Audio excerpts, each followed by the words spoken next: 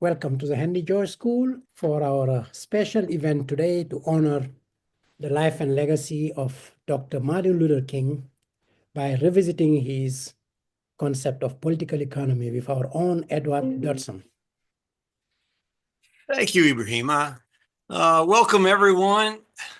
This is a talk I've given a number of times, and close to Martin Luther King's birthday, on his birthday, it's a great occasion to celebrate his life and what he tried to accomplish. For those of you who have never joined us here at the Henry George School, this is me. I'm Edward J. Dodson. And well, we know King as the leader of the nonviolent approach to gaining full liberties and trying to get to equality of opportunity for people of color in the United States and really everywhere.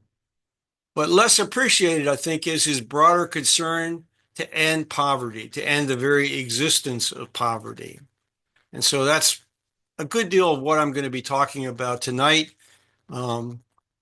As is consistent with how I approach these talks, feel free to raise your yellow hand using your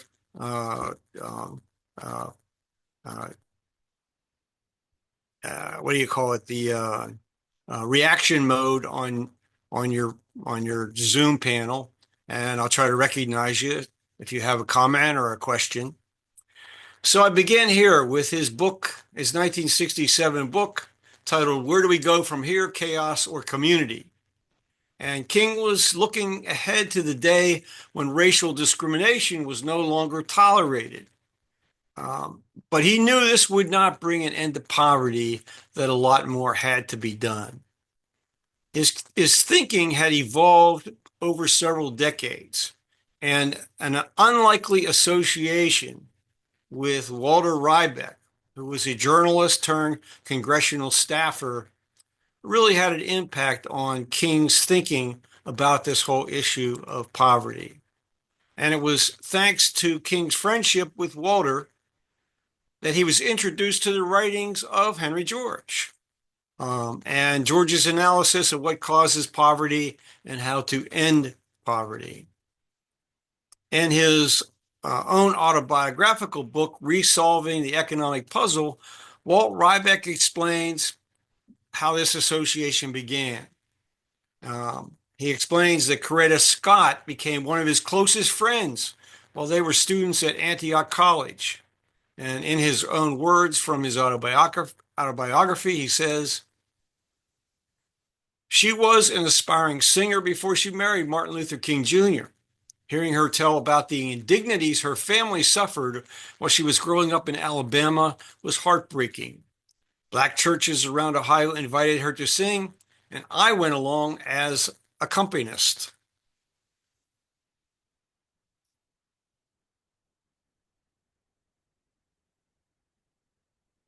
Going too far ahead here. He goes on, he says, "Mixed race couples were seldom seen in those times. We were never physically harmed as we traveled, but if looks could kill, we were relieved to reach the churches where the audiences invariably received me with the same warmth as Coretta." After college, Walt began his career in journalism. He started working at the Dayton Daily News, and there he happened to come across and read Henry George's book, Progress and Poverty. He was soon drawn into the small community of people who embraced George's principles that were scattered around the globe. Then, after Kennedy became president, Walt was appointed the Washington bureau chief for Cox newspapers, which put him in the center of political action and closer to Martin Luther King Jr. and Coretta Scott King.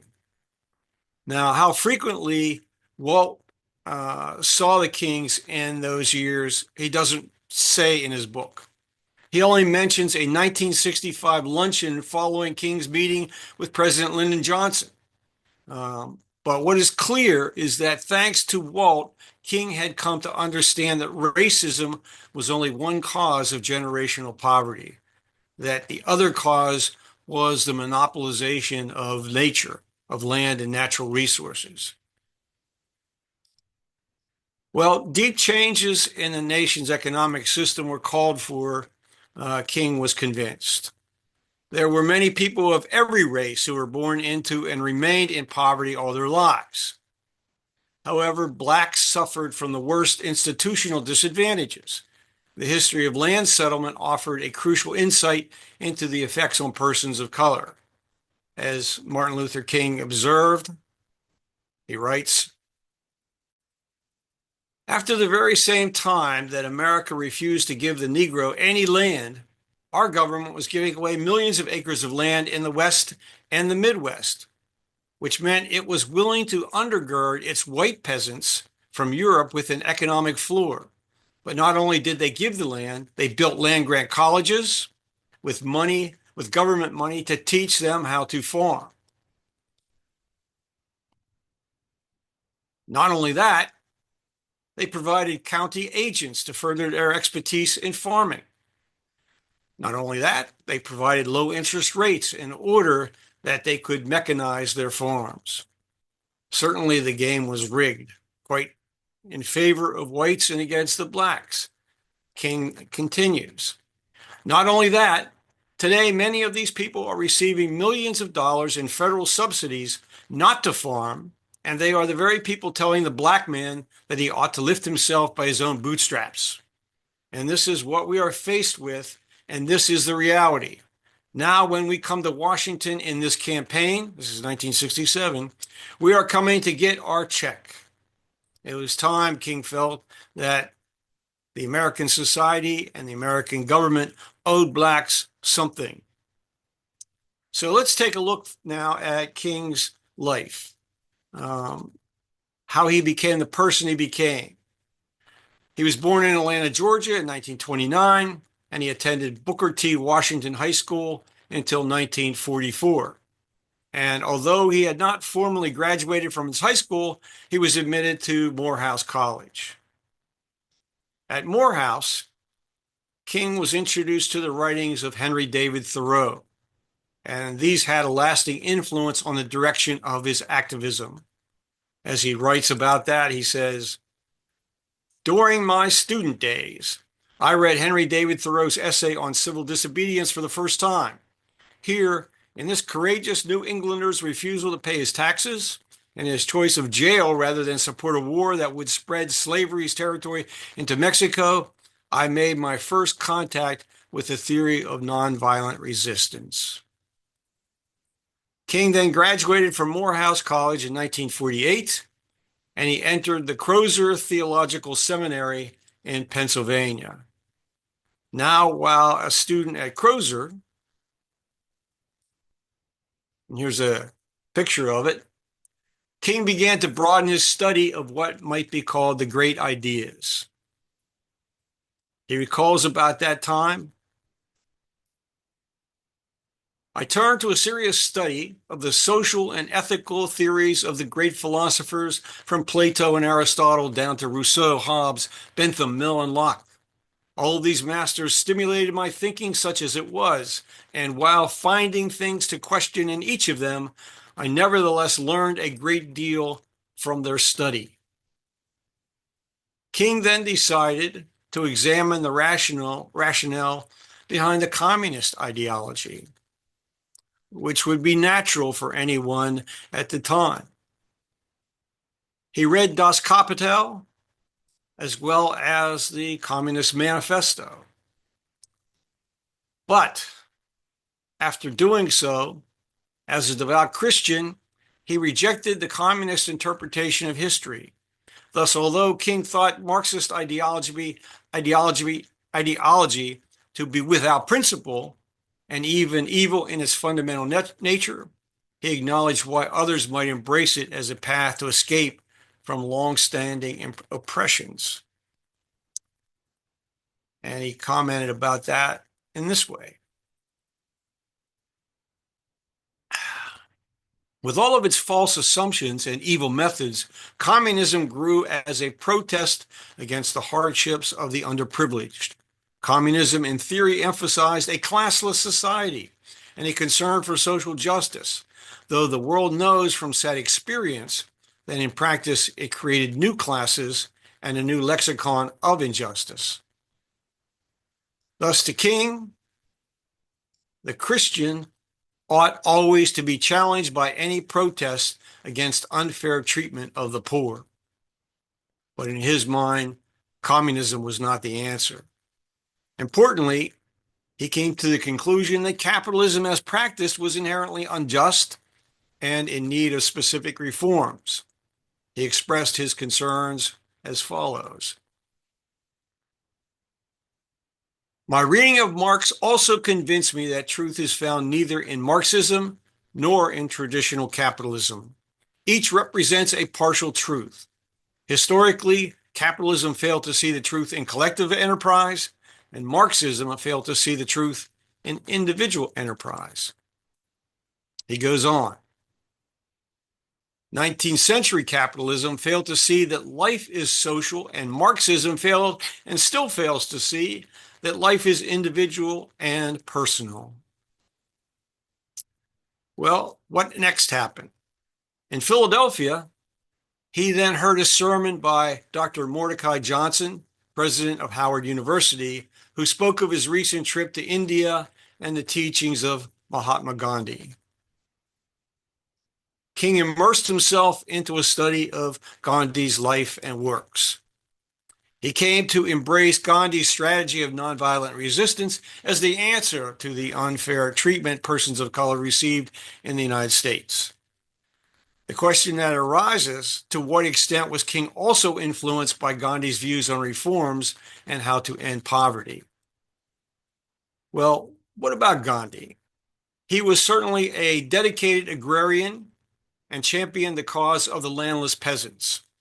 He supported the outright confiscation of land from India's large landowners, the land to be distributed free of charge to the poor.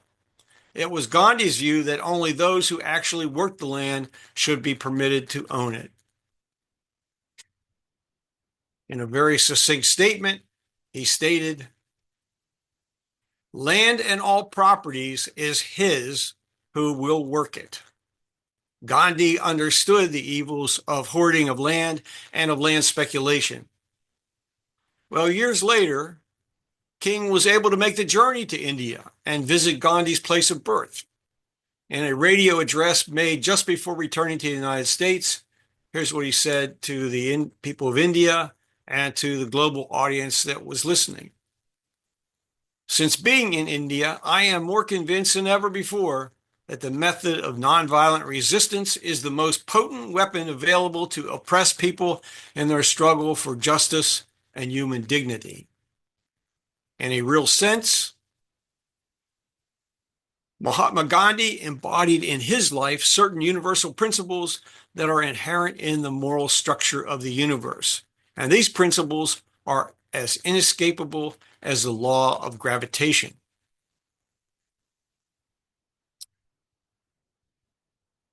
Then back home in November of 1956, he gave a sermon in which he presented an imaginary letter from the Apostle Paul to American Christians. And in the sermon, this letter stated, "O America, how often have you taken necessities from the masses to give luxuries to the classes? God never intended for one group of people to live in superfluous, inordinate wealth, while others live in abject, deadening poverty." And speaking in 1963, King talked about the poverty that crossed the color line. He said, "To this day, the white poor also suffer deprivation and the humiliation of poverty, if not of color. It corrupts their lives, frustrates their opportunities, and withers their education. In one sense, it is more evil for them because it has confused so many by prejudice that they have supported their own oppressors." I want to read that again. Given the politics of recent times, our current times, it corrupts their lives, frustrates their opportunities, and withers their education. In one sense, it is more evil for them because it has confused so many by prejudice that they have supported their own oppressors. And with that, I'll stop for just a minute and ask if you have any thoughts about that or about what I've covered in King's life so far. If you do, unmute yourself and just ask away, comment away.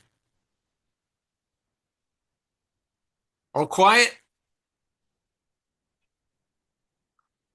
All right, I will go on. King also asked some of the same moral questions raised by Henry George and his followers regarding the treatment of nature as private property. He says, "You see, my friends, you begin to ask the question, who owns the oil? You begin to ask the question, who owns the iron ore? You begin to ask the question, why is it that people have to pay water bills in a world that is two-thirds water?" He's clearly trying to get at the heart of the problem. Despite the history of how persons of color were subjected to centuries of unjust law, King still looked to government to secure economic rights. But he described capitalism as it existed as a system, quote, permitting necessities to be taken from the many to give luxuries to the few. A redistribution of income and wealth based on the system of law that we have and the policies that we have, allowing basically what Henry George would say is a redistribution of wealth from producers to non-producers, to the rentier interests in the society. The reforms King sought were directed toward achieving what political economists describe as a just distribution of wealth. Government needed to be pressured to secure and protect economic as well as political rights. As he put it in a 1965 speech to the Negro American Labor Council, the good and just society is neither the thesis of capitalism nor the antithesis of communism, but a socially conscious democracy which reconciles the truths of individualism and collectivism. Call it democracy, or call it democratic socialism, but there must be a better distribution of wealth within this country for all God's children. King observed that in the world of 1963, persons of color were the last hired and the first to be let go. All the more so because of improvements in the efficiency of industrial machinery. The fear of automation was high on his list of concerns. He writes, "The nation will also have to find the answer to full employment, including a more imaginative approach than has yet been conceived for neutralizing the perils of automation."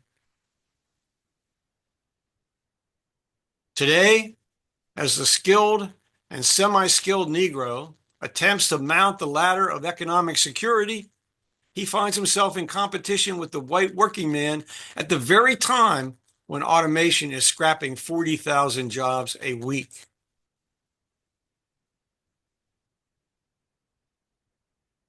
Though this is perhaps the inevitable product of social and economic upheaval, it is an intolerable situation, and Negroes will not long permit themselves to be pitted against white workers for an ever decreasing supply of jobs. Now, it's worth observing here that King was, in a sense, wrong. We have had an expanded economy with a almost continuous increase in the supply of jobs. However, the question is whether or not those jobs are meaningful, they pay a living wage with the opportunity to save for retirement, or they put a large percentage of people more at economic risk.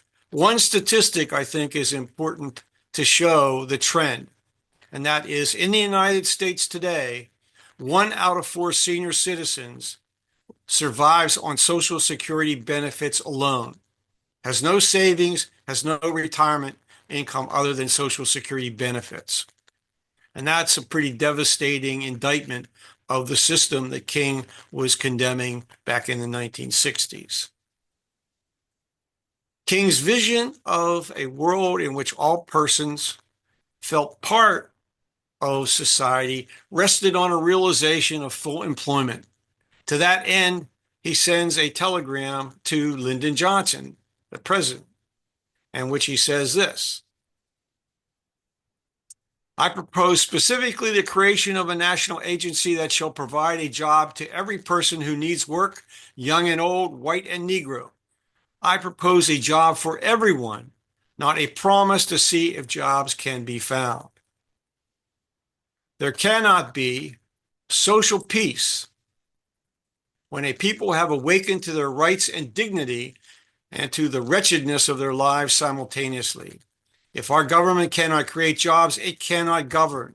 It cannot have white affluence amid black poverty and have racial harmony.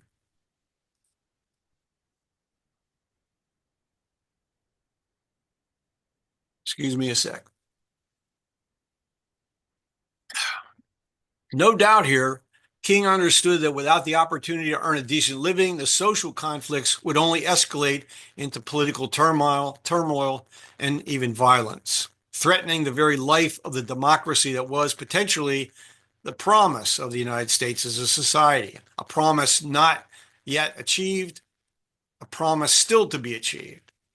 Because the private sector had failed to deliver a full employment economy, King called upon the federal government to fill the void. He said, we must develop a federal program of public works, retraining, and jobs for all, so that none, white or black, will have cause to feel threatened.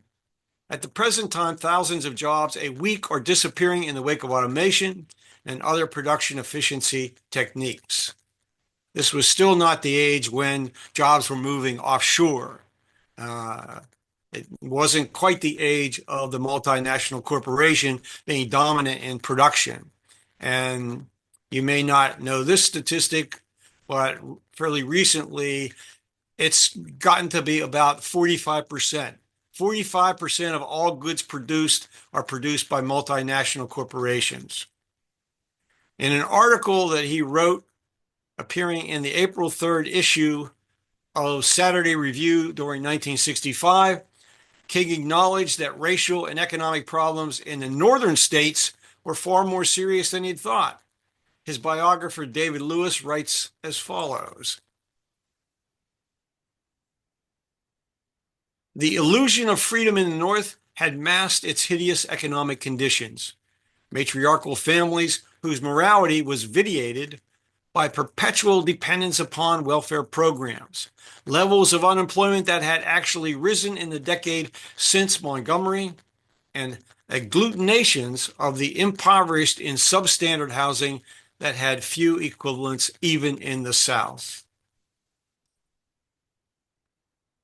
If you think about it, the migration of poor from rural areas, the rural South, to the northern industrial cities simply traded one form of sharecropping for another. They might be agricultural sharecroppers in the South. They come to the cities. Instead of turning over a high proportion of what they produce to the landowner in the South, they now turn that over to a slum-owning tenement house owner. It's just another form of sharecropping, only the product is different. Late in 1965, King arrived in Chicago to add strength to a coalition formed to take on Mayor Richard Daley and Chicago's very real racial and economic segregation. High on his list of priorities was the terrible condition of rental housing units available to Chicago's persons of color and poor whites as well. He could feel gratified to some degree when in August of 1966, Chicago's officials announced that $500 million would be invested in 22 depressed areas of the city over the next 2 years. I don't know if they actually met that that spending objective or not. Moreover, after prolonged negotiations with Daley, an agreement was reached that promised an end to housing discrimination. Uh, Perhaps if there's anyone on this in this session who is from Chicago or lives in Chicago, you can enlighten us on conditions today and how much they have improved or not improved. Well, the lessons learned from Chicago and that campaign were significant. King wrote as follows. He says, "For years, I have labored with the idea of reforming the existing institutions of the society. A little change here, a little change there. Now I feel quite differently. I think you've got to have a reconstruction of the entire society, a revolution of values, not just institutions, but values. How do we get people to change values, to change their thinking? Well, we at the Henry George School of Social Science have been trying since 1932 with education. Hopefully, we've made a dent. Under circumstances of widespread discrimination in the labor markets that faced persons of color, they really had little hope of better pay and working conditions. According to King, unionization was one of the few responses available to them. He says, where Negroes are confined to the lowest paying jobs, they must get together to organize a union in order to have the kind of power that could enter into collective bargaining with their employers. And no doubt, even today, we're looking at renewed efforts to rebuild the unionization movement in the United States. We'll have to wait and see how that affects some of the major corporations like Amazon and various others. King's final book is also his statement of positions on raising the living standards of the poor among his fellow citizens. And that's where do we go from here, chaos or community? And in this book, he writes, we must create full employment or we must create incomes. People must be made consumers by one method or the other. We realize that dislocations in the market operation of our economy and the prevalence of discrimination thrust people into idleness and bind them in constant or frequent unemployment against their will. Well, what King understood is that the existing system never achieved full employment. Even without bigotry and prejudice, there would always be a large number of people left out of the mainstream. Well, faced with that same observation, the economist Milton Friedman argued for a negative income tax as a means of enabling people to obtain necessary goods with the minimum involvement of social engineering and government bureaucracy. In 1968, Friedman was on the firing line with William F. Buckley, and he answers Buckley on the merits of the proposal this way. Friedman says, the proposal for a negative income tax is a proposal to help poor people by giving them money, which is what they need, rather than, as is now, by requiring them to come before a governmental official, detail all their assets and liabilities, and be told you can spend X dollars on rent, Y dollars on food, etc., and then be given a handout.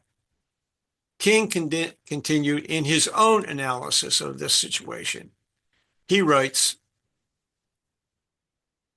economic expansion alone cannot do the job of improving the employment situation of Negroes. It provides the base for improvement, but other things must be constructed upon it, especially if the tragic situation of youth is to be solved. In a booming economy, Negro youth are afflicted with unemployment as though in an economic crisis. They are the explosive outsiders of the American expansion. And how much of that has really changed? Ever since families left the land to work in the cities, we have experienced high rates of youth unemployment. And as King observes, the problems have always been far more acute in the sections of our cities with predominantly poor households. And of course, in many cities, the number of African Americans living in sections with few employers has always been the greatest. And as I said earlier, those who left the agricultural regions and sharecropping came to the cities to live and work, continuing to be sharecroppers, but with a different sort of landlord. Adults found their way into low-wage jobs, but the unskilled youth were simply left out altogether. King adds, depressed living standards for Negroes are not simply the consequence of neglect, nor can they be explained by the myth of the Negro's innate incapacities or by more sophisticated rationalization of his acquired infirmities, family disorganization, poor education, etc.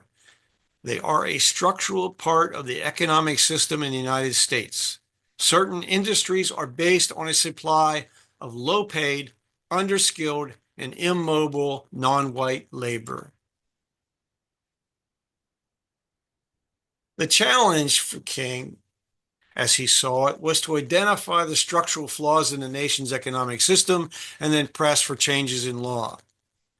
As we followers of Henry George know, the answer was to be found by looking at who owns the land and captures its rental value. For the poor living in American cities, few own any land or even a house. As I have just stated, in a very real sense, they were, and many still are, urban sharecroppers.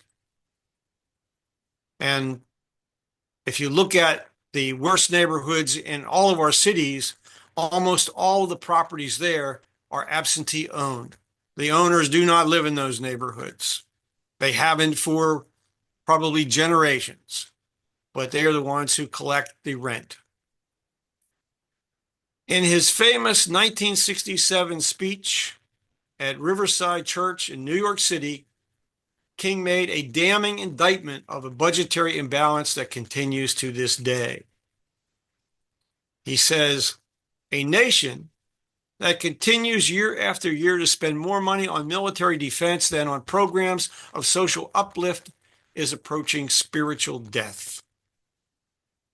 And toward the end of his final book, he adds this, I am now convinced that the simplest approach will prove to be the most effective. The solution to poverty is to abolish it directly by a now widely discussed measure, the guaranteed income. Well, had he lived longer, perhaps Walt Riebeck would explain to him that there was a problem with this measure. And it's a problem that's similar to the problem of the negative income tax proposed by Milton Friedman. King can be forgiven for failing to see the outcome. Friedman, the economist, should have thought through the issue more thoroughly. And what is the problem? The problem is that increased household incomes broadly without increasing the supply of housing, and most of the increase in disposable income will end up in the pockets of landlords. This is simple economics, supply and demand. You increase the demand side of a market without increasing the supply side, prices go up. At minimum, government would need to construct millions of new, permanently affordable housing units to make them available to lower income households, even if there was a universal basic income, or the term that's more preferable to that is a universal basic dividend. And that dividend should rightfully come from the public capture of economic rents. At least that's how we in the Henry George community would see it. Allison, you have your hand raised. There you go. What can Hi. I what can I do for you? Well, what comes to mind is how much somebody who's getting either a negative tax or a universal basic income, and how much spending money would be able to be put aside and put into housing, um, versus investing. If the opportunities were available, that money would be number one spent, And if there was leftover surplus, invested locally. So anyway, of course, Well, yeah. Friedman's argument, and I think it has validity, is that let's give people the income, let them make their own decisions. Most people will make the appropriate decision about what to do with additional income. If they have the opportunity to save for the future, people will save for the future. They will invest in their own lives by getting greater educational credentials. Um, it's really hard to ask someone who's living at the margin, who's living paycheck to paycheck and in a constant state of debt, to think about the future. And I think there's strong evidence among the sociologists that there's a correlation between economic deprivation and abuse. Either abuse of yourself personally by drug and alcohol addiction, or abuse of your spouse and family members. So uh, this is an issue we still have to face, but at least there's a lot more discussion about the potential, and there are some real world experiences that have been tried with this universal basic dividend, policy. If you think about the royalties paid to Alaska citizens based on the economic value of the oil in the ground in Alaska. Um, it does not seem to adversely have affected the people in Alaska, although, and I haven't studied this, I suspect that it probably had something to do with raising property prices more than they otherwise would be raised based on how much the royalty is. If it's only, $1,000 a year, that's probably not going to do much. So a lot would, I think, depend upon what this universal basic dividend would be. Would it be $1,000 a year or $1,000 a month? Something, something like that has to be worked out by the numbers crunchers and figure out how that would affect any population. That's the best answer I have for you. Well, I mean, I agree with all of that, and I think I raised my hand a little early. I obviously you were getting to something that I believe why we're all here, is that the property should not be their primary asset of investment or investable at all and privately owned. But notwithstanding this simple supply and demand equation, we also could make more investments available to people, like you mentioned, education, accessible, but also local investing. And that it is not a foregone conclusion that raising our wages would increase the cost of properties. Well, without the public capture of economic rents locally through land value taxation, but through other measures, that income will get capitalized into higher land prices and higher property prices. And so I think it's absolutely correct that absent those reforms, if we approve a universal basic dividend, we need to publicly subsidize the construction of permanently affordable housing for millions of people. That is the only way to balance the equation, in my view. Joe Polito, how are you tonight? Fine, thank you. And I agree 100% in what you just said. We only have so many resources to allocate, and by choosing these high priority allocations, you can do so much more, as you've just described. I put in the chat a couple of links to King's end of life, really, switch to an economic bill of rights.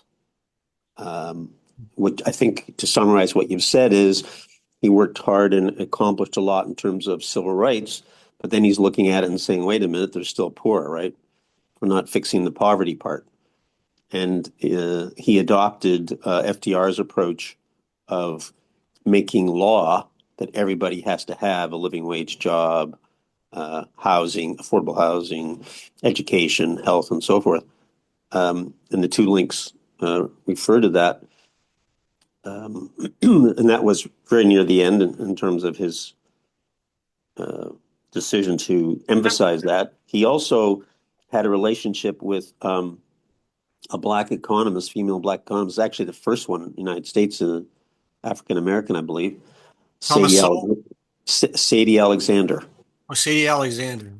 And she had a relationship with the Roosevelts, and she advocated a living wage job for everybody. Her position was if you made sure everybody had a job, then the biases toward the black community would be negated to a great extent in that there wouldn't be musical chairs competition for jobs. Everybody would have a living wage job. And she also communicated with King about those things. So, well, that was actually the idea at the end of the Second World War when Truman became president. That was the idea that was brought forward, but it was so watered down that the Economic Bill of Rights never resulted in law that lived up to this promise of creating employment opportunities for everyone. But someone like Mariner Eccles, who was chairman of the Federal Reserve Board, championed that. There are speeches by Eccles that sound very much, along these lines that were made during the Depression years. So there's a lot of sentiment for what King is putting forward at this point in time, but never the political will to get it fully done, and always intense resistance on the part of those who benefited by the status quo. And that's still the struggle that we're all fighting. Whatever country we're from, we're fighting that, and it's been this way for forever. But the challenge is there. It was there when King was there. By the time he wrote his final book, in fact, this is what some of our cities look like. I mean, this is when I grew up in Pittsburgh, in neighborhoods like this, when I worked for Provident National Bank in Philadelphia, a large swath of north central Philadelphia and South Philadelphia looked like this. And it was evident that major federal funding had to come because the local governments couldn't figure out how to raise sufficient revenue to handle the problem.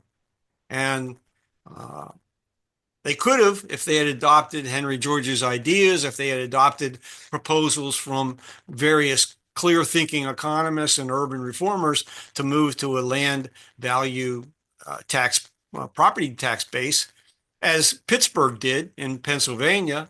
Its mayor, who later became governor, said that moving to a two-rate property tax was a key policy to turning Pittsburgh around, to redevelopment of its, quote, golden triangle in the downtown area, and then broadening outward.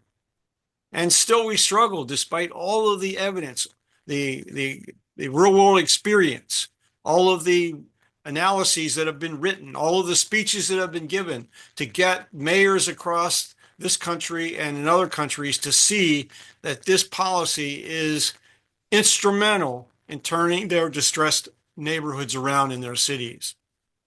Well, the fight continued. King didn't have much time left, of course. He was working hard to get people to Washington, D.C. in 1968. The Southern Christian Leadership Conference initiated the Poor People's Campaign, and King stood with them.